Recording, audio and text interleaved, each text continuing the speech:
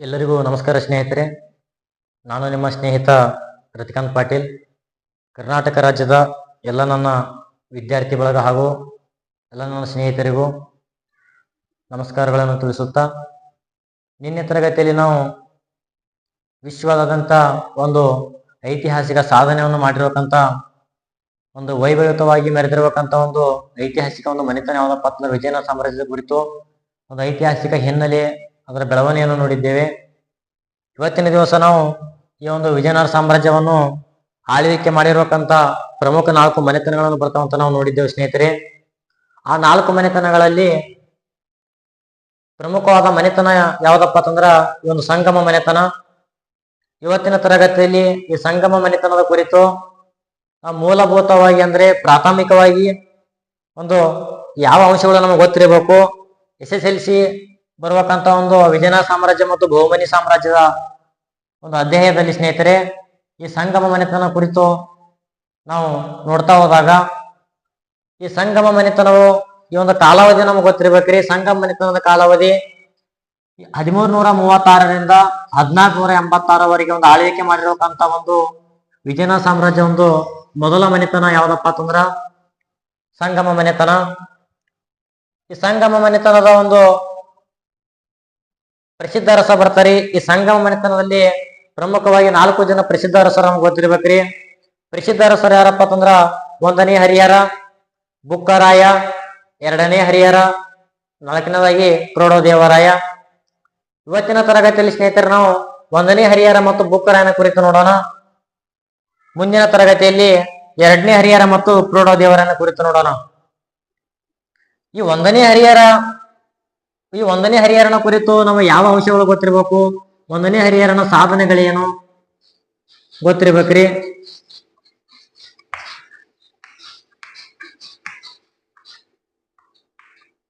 ಒಂದನೇ ಹರಿಹರನ ವಿಜಯನಗರ ಸಾಮ್ರಾಜ್ಯ ಒಂದು ಸ್ಥಾಪನೆಗೆ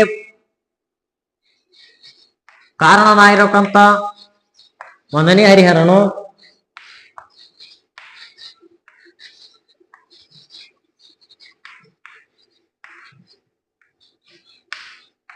ವಿಜಯನಗರ ಸಾಮ್ರಾಜ್ಯ ಸ್ಥಾಪನೆ ಕಾರಣ ಆಗಿದ್ದನು 1ನೇ ಹರಿಹರ. ಎರಡನೇದಾಗಿ ಸ್ನೇಹಿತರೆ ಈ 1ನೇ ಹರಿಹರನು ಒಂದು ಸಾಮ್ರಾಜ್ಯ ಸ್ಥಾಪನೆಗೆ ಅಡಿಪಾಯನ ಹಾಕಿ ಒಂದು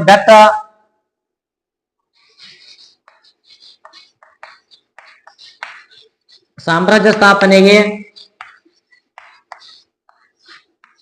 ಅಡಿಪಾಯವನ್ನು ಹಾಕ್ತಾನ್ರಿ.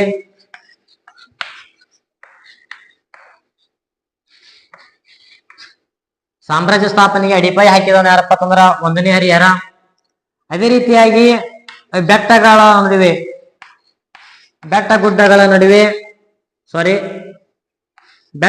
ನಡುವೆ ರಾಜಧಾನಿ ಸ್ಥಾಪನೆ ಮಾಡ್ತಾನ್ರಿ. ರಾಜಧಾನಿ ಯಾವ್ದಪ್ಪ ಅಂತಂದ್ರ ವಿಜಯನಗರ ಸಾಮ್ರಾಜ್ಯದ ಸ್ಥಾಪಕನಾಗಿರ್ಬೇಕಂತ 1ನೇ ಹರಿಹರನು ಪ್ರಥಮವಾಗಿ ಒಂದು ಬೆಟ್ಟಗಳ ನಡುವೆ ಒಂದು ರಾಜಧಾನಿ ಸ್ಥಾಪನೆ ಮಾಡ್ತಾನ್ರಿ. ವಿಜಯನಗರ ಸಾಮ್ರಾಜ್ಯದ ಮೊದಲ ರಾಜಧಾನಿ ಅಂತ ನೋಡ್ತೀವಿ, ಯಾವ್ದಪ್ಪ ಅಂತಂದ್ರ ಆನೆಗುಂದಿ.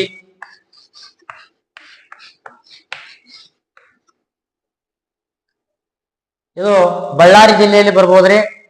ಬಳ್ಳಾರಿ ಜಿಲ್ಲೆಯಲ್ಲಿ ಬರ್ಬೇಕಂತ ಆನೆಗುಂದಿ ವಿಜಯನಗರ ಸಾಮ್ರಾಜ್ಯದ ಮೊದಲ ರಾಜಧಾನಿ ಗೊತ್ತಿರಬೇಕು. ಹಲವಾರು ಒಂದು ಸ್ಪರ್ಧಾತ್ಮಕ ಪರೀಕ್ಷೆಯಲ್ಲಿ ಪ್ರಶ್ನೆ ಆಗಿದ್ದಾರೆ. ಆನೆಗುಂದಿ ವಿಜಯನಗರ ಸಾಮ್ರಾಜ್ಯದ ಮೊದಲ ರಾಜಧಾನಿ ಗೊತ್ತಿರ್ಬೇಕ್ರಿ. ಇಷ್ಟು ನಮ್ಮ SSLC ಪರೀಕ್ಷೆಗೆ ಬರುವಂತ ಒಂದು ಪ್ರಶ್ನೆ ಅಪ್ಪ ಅಂತಂದ್ರ 1ನೇ ಹರಿಹರನ ಕುರಿತು ಇಷ್ಟು ಮಾಹಿತಿ ಗೊತ್ತಿರ್ಬೇಕ್ರಿ. ಇಷ್ಟು ಮಾಹಿತಿ ಗೊತ್ತಿದ್ರೆ ಸಾಕು. ತದನಂತರವಾಗಿ 2ನೇ ಪ್ರಸಿದ್ಧ ದೊರೆ ಬರ್ತಾರೆ, ಯಾರಪ್ಪ ಅಂತಂದ್ರ ಬುಕ್ಕರಾಯ. ವಿಜಯನಗರ ಸಾಮ್ರಾಜ್ಯಕ್ಕೆ ಸ್ಥಾಪನೆ ಕಾರಣಕರ್ತನಾಗಿರಬೇಕಂತ 1ನೇ ಹರಿಹರನು ಸ್ಥಾಪನೆಗೆ ಕಾರಣಕರ್ತನಾದರೆ ಇದು ಗೊತ್ತಿರಬೇಕು. ವಿಜಯನಗರ ಸಾಮ್ರಾಜ್ಯ ಸ್ಥಾಪನೆಗೆ ಅಡಿಪಾಯ ಹಾಕಿದನು.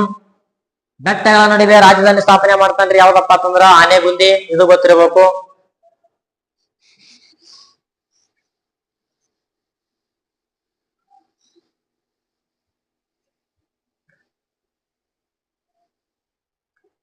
ತದನಂತರವಾಗಿ ಸ್ನೇಹಿತರೆ ಪ್ರಸಿದ್ಧ ಆಗಿರ್ಬೇಕಂತ ಇನ್ನೊಬ್ಬ ಅರಸ ಬರ್ತಾನ್ರಿ, ಬುಕ್ಕರಾಯ. ಈತನು ವಿಜಯನಗರ ಸಾಮ್ರಾಜ್ಯ ಸ್ಥಾಪನೆಗೆ ಕಾರಣಕರ್ತನಾಗಿರ್ತಾನ್ರಿ ಬುಕ್ಕರಾಯನು. ಈ ಬುಕ್ಕರಾಯನ ಕುರಿತು ನಮ್ಗ ಯಾವ ಯಾವ ಅಂಶಗಳು ನಮ್ಗೆ ಗೊತ್ತಿರ್ಬೇಕಪ್ಪ ಅಂತಂದ್ರ ಬುಕ್ಕರಾಯನು ಮಥುರೈ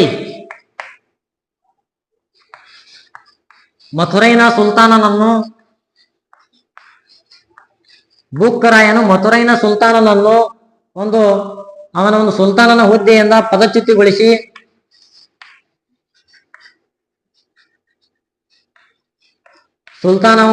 ಅವನನ್ನು ಪದಚ್ಯುತಿಗೊಳಿಸಿ ಅಂದ್ರೆ ತೆಗೆದು ಹಾಕಿ ಆ ಒಂದು ಮಥುರೈನ ರಾಜನ ಒಂದು ಸುಲ್ತಾನನ್ನು ತೆಗೆದು ಹಾಕಿ ಆ ಒಂದು ಮಥುರೈನ ರಾಜನ ಯಾರನ್ನು ನೇಮಕ ಮಾಡ್ತಾನ ಗೊತ್ತಿರ್ಬೇಕ್ರಿ. ಯಾರನ್ನ ಮಾಡ್ತಾನಪ್ಪ ಅಂತಂದ್ರ ಆತನ ಮಗನಾಗಿರ್ಬೇಕಂತ ಬುಕ್ಕರಾಯನ ಒಬ್ಬ ಮಗ ಇರ್ತಾನ್ರಿ ಕಂಪನ. ಈ ಕಂಪನನ್ನು ಮಥುರೈನ ರಾಜನಾಗಿ ನೇಮಕ ಮಾಡ್ತಾನ್ರಿ. ಇದು ಅವನ ಮೊದಲ ಸಾಧನೆ.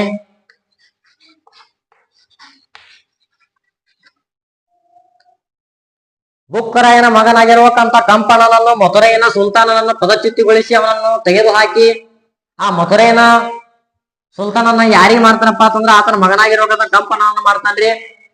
ಈತನ ಮುಂದೆ ಆ ಒಂದು ಮಥುರೈನ ಒಂದು ಪ್ರದೇಶವನ್ನು ವಿಸ್ತರಣೆಯಲ್ಲಿ ತೊಡಗ್ತಾನ್ರಿ. ಆ ಪ್ರದೇಶವನ್ನು ವಿಸ್ತರಣೆ ಮಾಡ್ತಾನ್ರಿ. ತದನಂತರವಾಗಿ ಸ್ನೇಹಿತರೆ, ಈ ಒಂದು ಬುಕ್ಕರಾಯನ ಒಂದು ದಿಗ್ವಿಜಯದ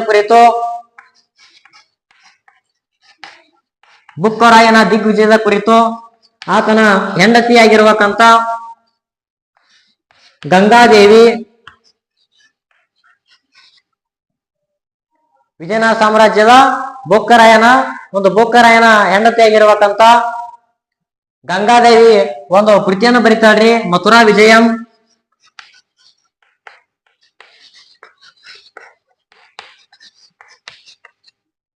ಈ ಮಥುರಾ ವಿಜಯಂ ಈ ಒಂದು ಬುಕ್ಕರಾಯನ ಒಂದು ಸಾಧನೆ ಕುರಿತು ಹೇಳ್ತದ್ರಿ. ಯಾವ ಕೃತಿ? ಮಥುರಾ ವಿಜಯಂ. ಗೊತ್ತಿರ್ಬೇಕ್ರಿ, ಸ್ಪರ್ಧಾತ್ಮಕ ಪರೀಕ್ಷೆಯಲ್ಲಿ ಪ್ರಶ್ನೆ ಆಗಿದೆ. ಈ ಮಥುರಾ ವಿಜಯ ಎಂಬ ಕೃತಿಯನ್ನು ಬರೆದವರು ಯಾರು ಗೊತ್ತಿರ್ಬೇಕ್ರಿ? ಗಂಗಾದೇವಿ. ಯಾರ ಬಗ್ಗೆ ಸಾಧನೆ ಹೇಳ್ಕೊ ಗೊತ್ತಿರ್ಬೇಕ್ರಿ? ಬುಕ್ಕರಾಯನ ಕುರಿತು ಸಾಧನೆ ಹೇಳುತ್ತದೆ. ಈ ಮಥುರಾ ವಿಜಯ ಎಂಬ ಕೃತಿ ಯಾವ ಭಾಷೆಯಲ್ಲಿ ಗೊತ್ತಿರ್ಬೇಕ್ರಿ? ಯಾವ ಭಾಷೆ ಅಂತಂದ್ರೆ ಸಂಸ್ಕೃತ ಭಾಷೆ. ಇಷ್ಟ ಮಾಹಿತಿ ಗೊತ್ತಿರ್ಬೇಕ್ರಿ. ತದನಂತರವಾಗಿ ಸ್ನೇಹಿತರೆ, ಬುಕ್ಕರಾಯನ ಸಾಧನೆ ಯಾವ್ದಪ್ಪ ಅಂತಂದ್ರ ತನ್ನ ರಾಜಧಾನಿಯ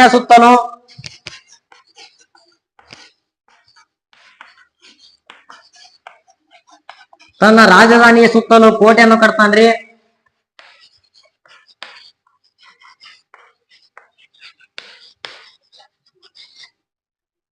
ಬುಕ್ಕರಾಯನು ತನ್ನ ರಾಜಧಾನಿ ಸುತ್ತಲೂ ಒಂದು ಕೋಟೆಯನ್ನು ಕಟ್ತಾನ್ರಿ. ಆ ಕೋಟೆಯನ್ನು ಕಟ್ಟಿ ಅಲ್ಲಿ ಕೃಷಿ ಚಟುವಟಿಕೆಗಳನ್ನು ಪ್ರಾರಂಭಿಸಿದ.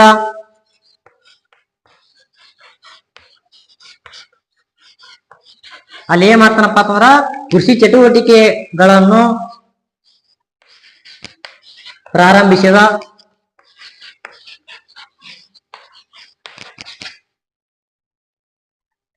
ಇದು ಬುಕ್ಕರಾಯನ ಸಾಧನೆ ಸ್ನೇಹಿತರೆ.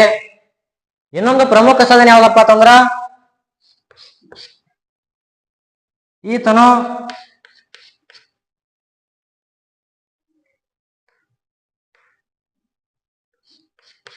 ಚೀನಾ ದೇಶದ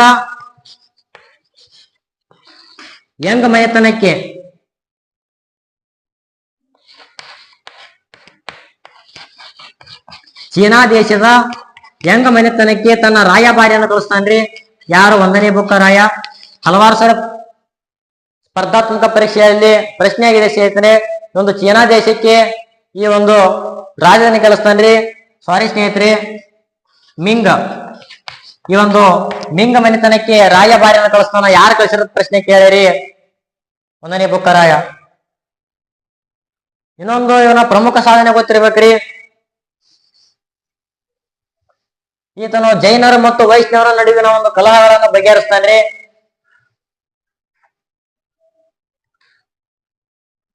ಒಂದನೇ ಬುಕ್ಕರಾಯನು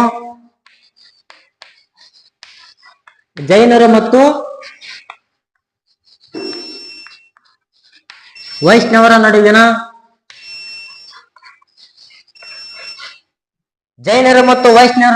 ಕಲಹಗಳನ್ನು ಬಗೆಹರಿಸಿದನು.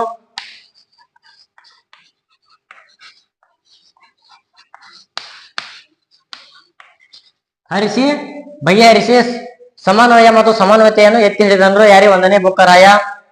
ಜೈನರ ಮತ್ತು ವೈಷ್ಣವರ ನಡುವಿನ ಒಂದು ಜಗಳ ಮತ್ತು ಕಲಹಗಳನ್ನು ಬಗೆಹರಿಸಿದ್ರೆ ಯಾರಪ್ಪ ಅಂತಂದ್ರ ಈ 1ನೇ ಬುಕ್ಕರಾಯ. ತದನಂತರವಾಗಿ ಸ್ನೇಹಿತರೆ ಬುಕ್ಕರಾಯನು ಇನ್ನೊಂದು ಸಾಧನೆ ಯಾವ್ದಪ್ಪ ಅಂತಂದ್ರ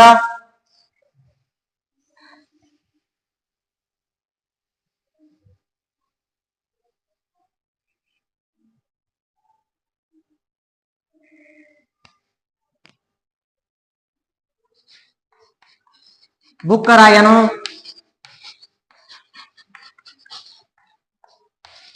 ಕೊಂಡವೀಡಿನ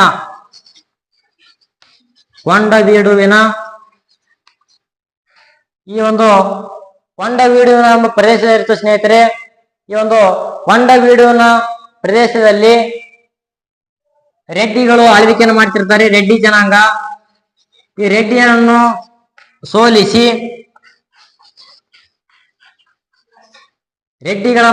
ಸ್ನೇಹಿತರೆ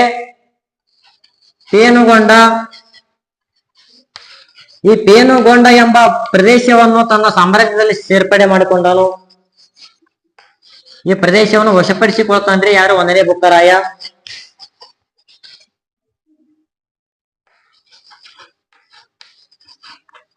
ಪೇನುಗೊಂಡ ಎಂಬ ಪ್ರದೇಶವನ್ನು ವಶಪಡಿಸಿಕೊಳ್ತಾನ್ರಿ 1ನೇ ಬುಕ್ಕರಾಯ.